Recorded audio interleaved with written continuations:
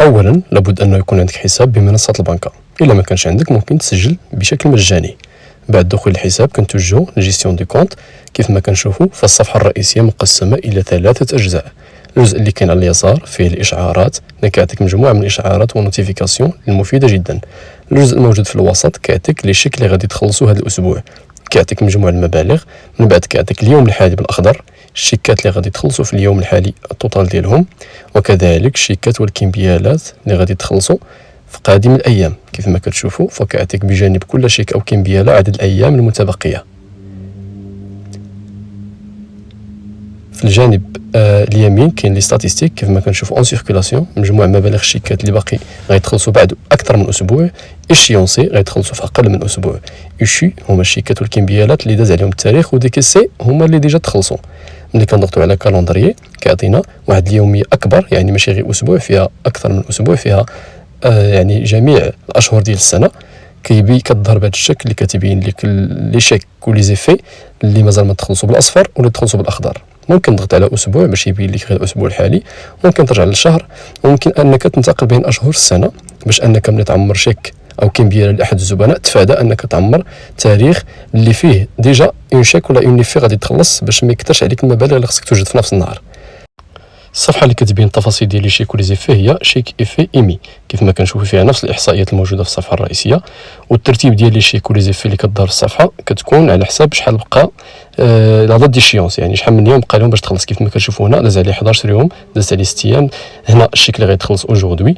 هادو لي شيك اللي اقل من اسبوع، ومن بعد كيبين بالاخضر الشيكات اللي غادي تخلصوا من بعد اكثر من اسبوع.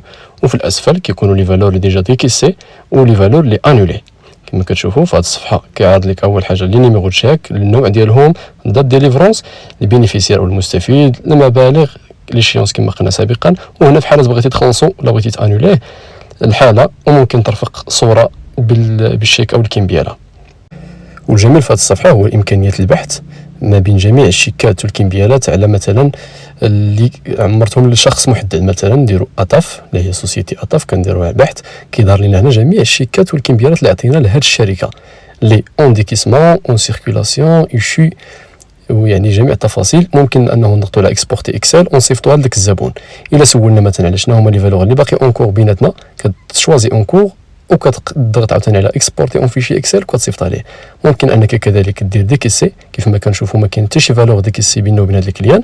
غادي نرجعوا للأونكور وغادي نحاولوا انه نخلصوا وحده من هاد لي فالور. مثلا هذه اللي باقي فيها نهار كنضغطوا على ديكيسمون، كنختاروا دات ديكيسمون، ومن بعد كنديروا ديكيسي. كنتوجهوا مباشره مره اخرى للشيك ايمي في، كنكتبوا عاوتاني اطاف، نديروا بحث، ومن بعد كنختاروا في لي ستاتيو. كيف ما كنشوفوا فلي شيك اللي ديكيسي هبط لتحت وما بقاش، كنضغطوا على ستاتيو كنديروا اونكور، ما كيبقاش يبان لنا هذاك الشيك اللي ديكيسي، كيبانوا غير اللي باقي اونكور.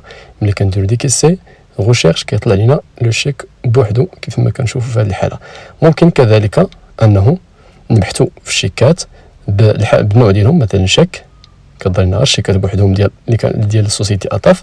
ممكن نبحثوا بالرقم ديال الشيك، المبلغ المحدد، وكذلك ممكن انه نبحثوا مثلا لي شيك اللي عندهم لي شيونس اللي غادي تخلصوا ما بين تاريخين محددين. مثلا غادي نبحثوا على الشيكات ديال بدايه الشهر سبتمبر الى مثلا يوم 19 سبتمبر. كنضغطوا على بحث، وكيف ما كتشوفوا كيجبد لنا من لا باز دوني جميع الشيكات اللي غادي تخلصوا في هذا التاريخ المحدد.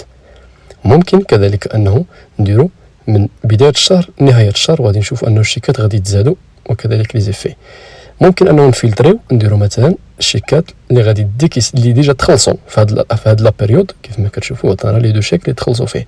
الا درنا ديليفرونس وبحثنا غادي يبان لنا انه غادي يعرضنا جميع الشيكات اللي ديليفراو في ديك لا بيريود، وكون اكسبورتيوها اون فيشي اكسل ونصيفطوها مثلا للكونطابل او بيان للزبون ديالنا او بيان للمدير ديالنا.